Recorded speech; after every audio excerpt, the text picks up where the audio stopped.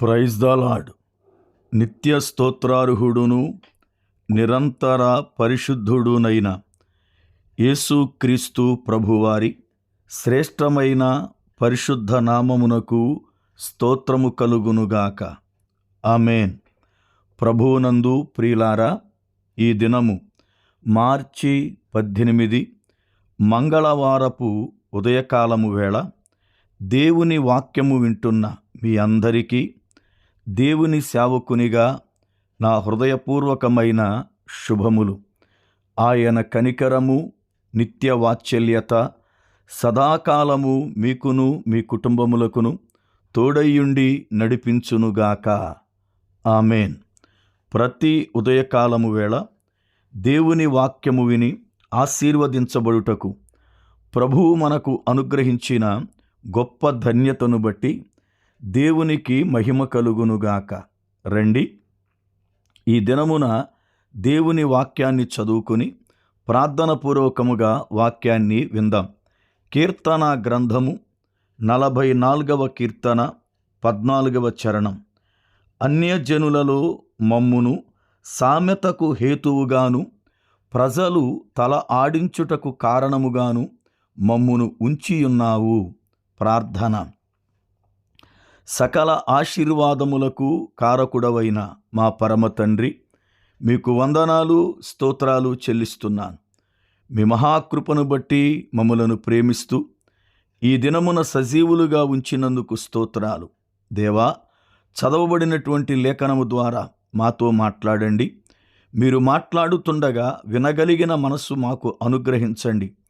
వాక్యం వింటున్న బిడ్డలను దీవించండి. వారికున్న పలు విధమైన అక్కర్లను మీరు తీర్చండి. కుటుంబాలకు క్షేమము దయచేయండి. రక్షణ లేక నశించుచున్న ప్రతి ఆత్మ రక్షింపబడినట్లు కార్యము చేయండి. రక్షింపబడిన బిడ్డలను బట్టి స్తుతిస్తూ వారిని సహవాసాలయందు స్థిరపరచండి. ఎంతోమంది బిడ్డలు వాక్యము లేక నశిస్తుండగా అట్టి వారి ఎడల మీ వాక్యమును పంపి కనికరము చూపండి. దీనులను లేవనెత్తండి, బీదలను ఆదరించండి, వ్యాధిగ్రస్తులను స్వస్థపరచండి, ఆర్థిక పరముగా చితికిన వారికి సహాయము దయచేయండి, ఆత్మీయతలో కృంగిన వారిని లేవనెత్తండి. ఈ దినం వాక్యము ద్వారా మాతో మాట్లాడి మమ్ములను బలపరచండి. యేసు నామమున ప్రార్థిస్తున్నాను పరమ తండ్రి. ఆమేన్. ప్రభువునందు ప్రియులారా, నేడు దేవుని యొక్క లేఖనములో నుండి కీర్తన గ్రంథము 44వ కీర్తన 14వ చరణాన్ని చదువుకున్నాం. ఈ లేఖనములో అన్యజనులలో మమ్మును సామెతకు హేతువుగాను, ప్రజలు తల ఆడించుటకు కారణముగాను ఉంచియున్నావని కీర్తనాకారుడు చాలా వేదన చెందుతున్నాడు. దేవుడు తన ప్రజలను ఎన్నడూ కూడా ఇతరుల ఎదుట సిగ్గుపరిచేవాడు కాడు. యోవేలు గ్రంథము 2వ అధ్యాయము 26వ వచనమునందు ప్రభువు ఈ రీతిగా మాట్లాడాడు. నా జనులు ఇక నెన్నటికిని సిగ్గునందరు. అప్పుడు ఇశ్రాయేలీల మధ్యనున్నవాడును నేనే అనియు, నేనే మీ దేవుడినైన యెహోవాననియు, నేను తప్ప వేరు దేవుడొకడును లేడనియు మీరు తెలుసుకొందురు. నా జనులు ఇక నెన్నడను సిగ్గునందకయుందురు. ప్రియులారా, దేవుడు శ్రేష్టమైనటువంటి వాక్కు చేత మనకు వాగ్దానాన్నిస్తున్నాడు. నా జనులు ఇక ఎన్నడూ కూడా సిగ్గుపడరు అని చెప్పి. అట్లాంటిది దేవుడు మనలను సిగ్గుపరచడానికి అన్యజనులలో సామెతకు కారణముగాను, ప్రజలు మనల్ని చూసి తల ఆడించువారిగాను అప్పచెప్పాడు అని అనుకోవడం అనేది అది మన బలహీనతే. ఎందుకంటే కొన్నిసార్లు మన జీవితంలో జరిగిన సంఘటనలను బట్టి దేవుడు మనల్ని విడిచిపెట్టాడేమో, దేవుడే మనల్ని ఈ కీడుకు అప్పగించాడేమో, దేవుడే ఈ శోధన మనకు అనుగ్రహించాడేమో అనుకోవడం మానవ సహజం.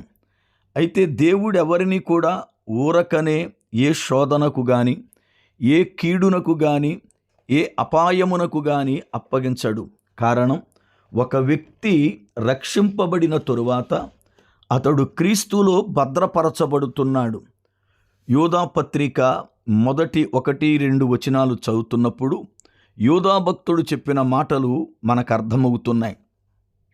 అలాగునే ఒక వ్యక్తి ఎప్పుడైతే రక్షింపబడ్డాడో అతడు పరిశుద్ధాత్మ దేవుని చేత ముద్రించబడుతున్నాడు. ఎఫెసీ పత్రిక మొదటి అధ్యాయము 13వ వచనం ప్రకారం మనము క్రీస్తునందు భద్రపరచబడి పరిశుద్ధాత్మ దేవుని చేత ముద్రించబడిన వారం. అలాంటిది మనలను అన్యజనుల ఎదుట ఆయన సిగ్గుపరచడు. కానీ కొన్ని పర్యాయాలు మన క్రియలను బట్టి, మన నడవడికను బట్టి, మన యొక్క గుణగణాలను బట్టి మనమే మన పరిస్థితులను బట్టి ఫలాన్ని అనుభవిస్తాం.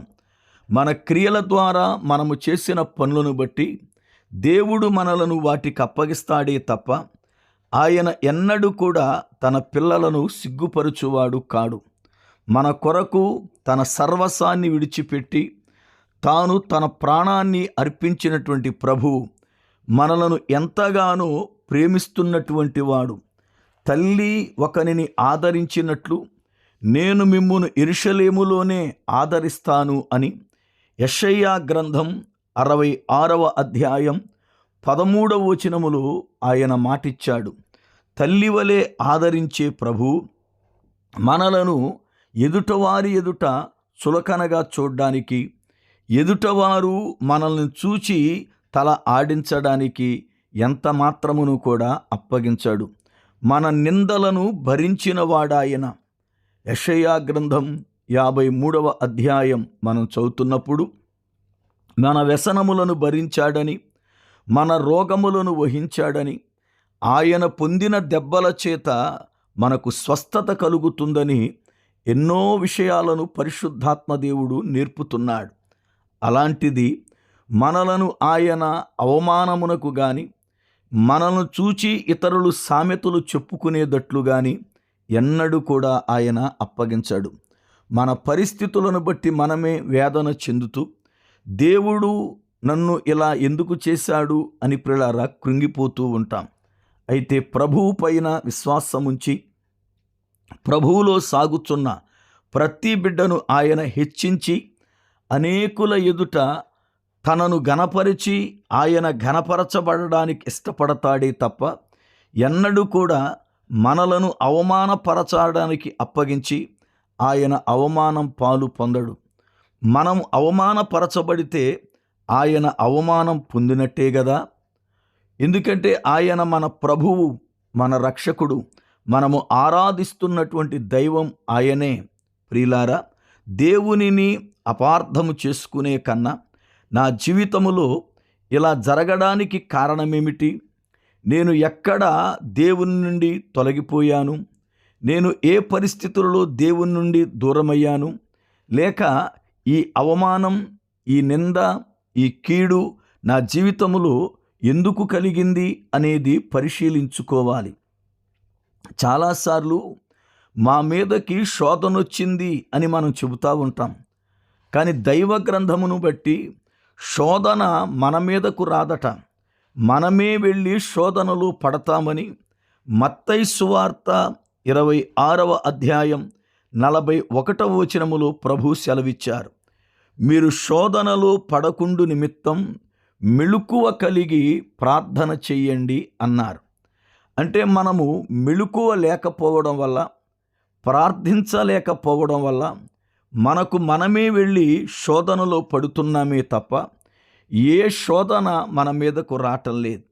మనము దేవుని పిల్లలుగా ఎదుగుతున్నప్పుడు, దేవుని వాక్యమును బట్టి బలముగా నిలబడుతున్నప్పుడు, ఆయనతో చక్కని సహవాసము కలిగి ఉన్నప్పుడు అపవాది ఎన్నో రీతులుగా మనల్ని పాడు చేయడానికి ప్రయత్నం చేస్తాడు.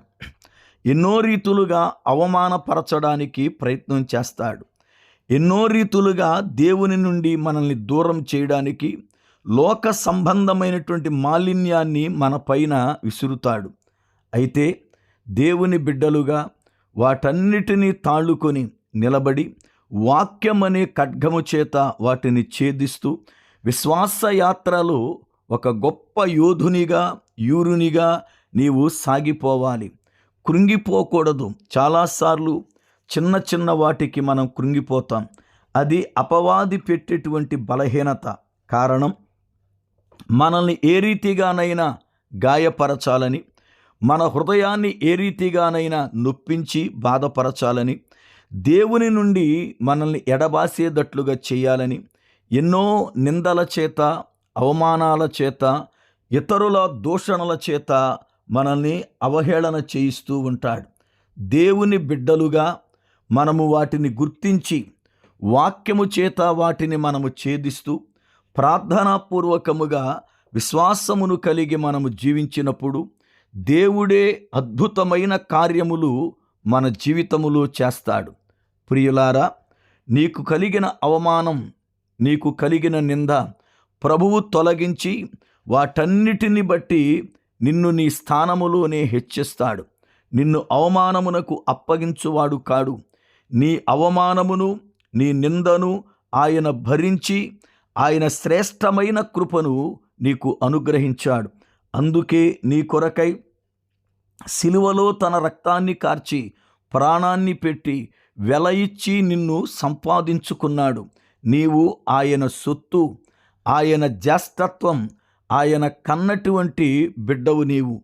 సోదరుడా, సోదరి, ప్రభువునందు విశ్వాసముంచు.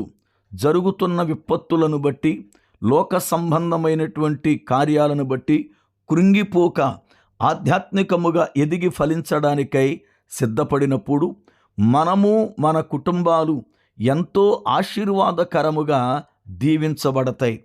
అట్టి శ్రేష్టమైనటువంటి ఆశీర్వాదములతో పరిశుద్ధాత్మ దేవుడు ఈ దినమున మనల్ని నింపి నడిపించి తన కృపతో బలపరచునుగాక. ఆమేన్, ఆమేన్. ప్రార్థన. పరిశుద్ధుడవైన మా పరమ తండ్రి, మీకు వందనాలు, స్తోత్రాలు చెల్లిస్తున్నాను. మీ మహాకృపా బాహుళ్యమును బట్టి మమ్ములను ప్రేమించి ఈ దినమున మీరు మాట్లాడిన ప్రతి మాట కొరకై స్తోత్రాలు. విన్న వాక్యం మా హృదయములో నీరు కట్టి ఫలింపు దయచేయండి. మమ్ములను బలపరచండి, మీరాకడ కాయత్తపరచండి. కుటుంబాలను దీవించండి. క్షమాభివృద్ధిని బిడ్డలకు కలిగించి మీ సన్నిధి తోడుగా ఉంచి నడిపించుమని యేసు నామమున ప్రార్థిస్తున్నాను పరమ తండ్రి. ఆమేన్. మన పరమ తండ్రి అయిన దేవుని యొక్క ప్రేమ, ఆయన కుమారుడును మన రక్షకుడునైన ప్రభువారి శ్రేష్టమైన కృప, పరిశుద్ధాత్మ దేవుని యొక్క అన్యోన్య సహవాసము, ఆయన సన్నిధి మనకును సకల పరిశుద్ధులకును సదా తోడయుండునుగాక. ఆమేన్.